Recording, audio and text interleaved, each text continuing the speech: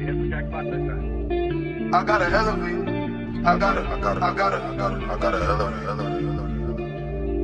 Hey everybody, welcome to She Innovates podcast. Today we're going to be talking about the secrets of motherhood. I truly believe motherhood is a secret. I believe once I became a mother that I realized that so many things that I learned as a mother, I didn't know before I became a mother. I feel like a lot of things are unspoken about. I feel like there's just a whole chapter of motherhood that's lies dormant under a rug. And for the next 10 to 12 segments, I will bring mothers on and we'll have conversations about motherhood being a secret. So for our first contestant and our first guest to the podcast will be my mother. Because and I say I want my mom strategically. I wasn't gonna start off with my mom as the first person on the podcast, but it was laid in my spirit that I watched my mom be the strongest person that I've ever met, and I watched her be an amazing mother, and just to be able to have her answer some of the questions that I have about motherhood being a secret. Because I believe if she would have told me some of the things that I learned as a mother, I probably wouldn't have became a mother. So I'm gonna allow her to introduce herself. And my name is Quay. So here's my mother. Introduce yourself, Ma. Hi, I'm Tandria Smith, and I am grateful to be the mother of Tanquasia Parker. Okay. So we're gonna start it off with. There's a few questions I'm gonna be asking, and the first question I'm gonna ask is, do you believe motherhood is a secret? Prior to becoming a mother, did you feel like motherhood was not what it portrayed itself to be? Absolutely. And so you do believe motherhood is a secret? I think motherhood is never a full story that you can express to someone that is debating if they want to become a mother or not, or what if they're pregnant and they want to know what is being a mom like. There's not enough information that you can give them. It's actually an experience that you have to experience on your own. You can't guide someone through it. Okay, so that was actually really, really accurate. That's how I feel. So the next question that I'm gonna have is, what do you think the biggest misconception is about motherhood? Um, the biggest misconception about motherhood would, I would have to say, it's probably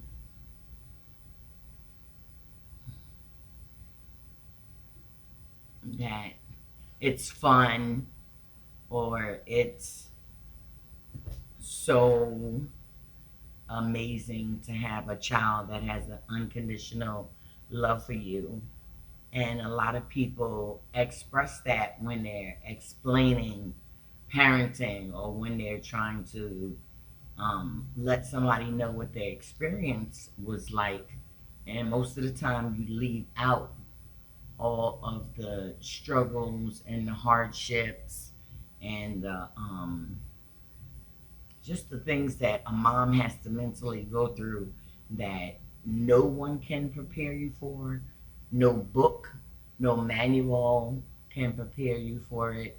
It's nothing that I have ever seen to, or someone ever told me that would have prepared me to be a mom, especially when you're a mom of a lot of kids. You do it the first time, and then you think this is what the second time is going to be like.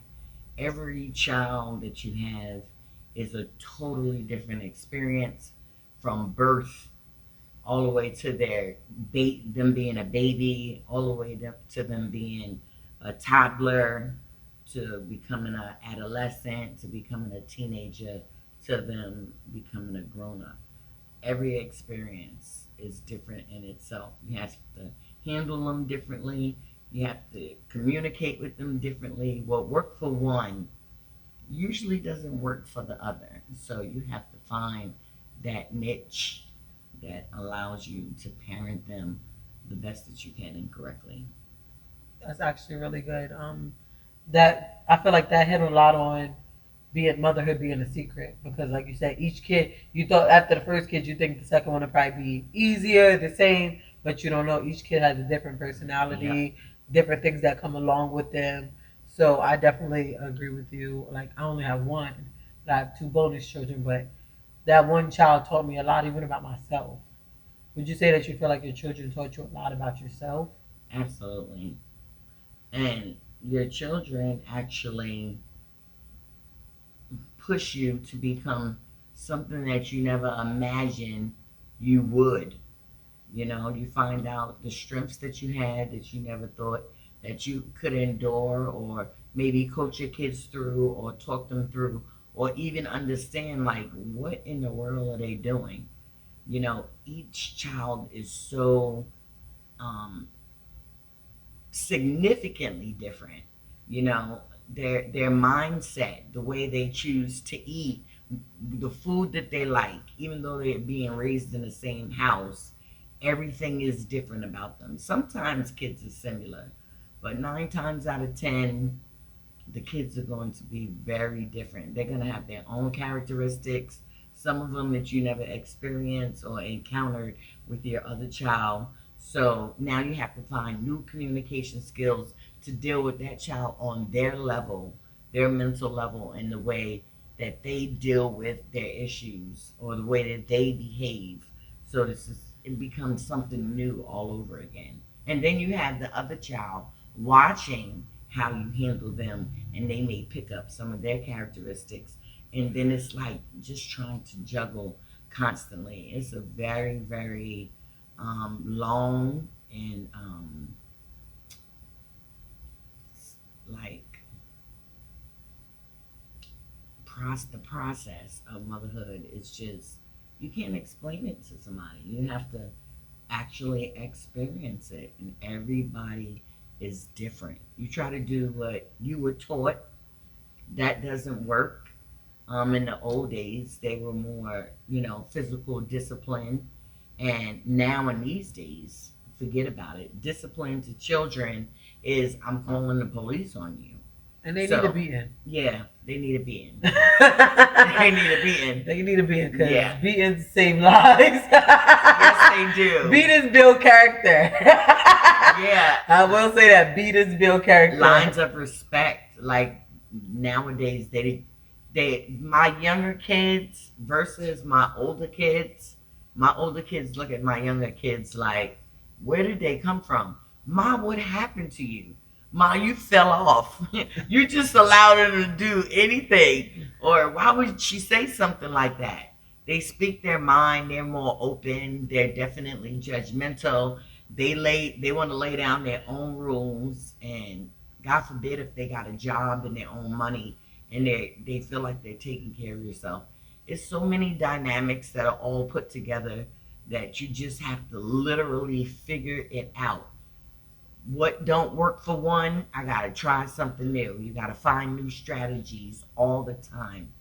You gotta be strategic. I Yep. definitely agree with that. My next question would be, what do you think are the most important values to instill in your children? I'm sorry, so let me repeat that. What do you think are the most important values to instill in your children? The most important values that I try to instill into my children is being honest, um, definitely being communicatable. Some kids do not want you in their business. They feel like their business is their business. They don't want to talk to you about it. A lot of things can't, it's hard for even parents to have an open topic with your child because it's something that you never experienced. I never experienced with my older children. There were some things that they just had to find out on their own because nobody taught me how to be a parent. So everything is a guess, it's an instinct, and it then later on becomes a prayer for God to guide you. But through all of that, you make so many mistakes. Sometimes it can affect the children, but you want to instill honesty. You want to instill being able to communicate with people well. You want to instill good work ethics. You want to instill being a responsible individual. You want to instill them being loving and appreciative and grateful. And the main thing you want to instill in them that they have to look to God for direction in their life. But that comes later when they're older to really understand that concept. But Absolutely. yeah, all of the other things are a must in order for your child to just be able to survive in the world that we live in now. Right. You say a lot, and that actually takes me back to childhood, of like just how I look back now, and I'm like a lot of the things that I thought back then was too much, or like even with going to church all the time, like how I had to separate from the church and I had to build my own relationship with God.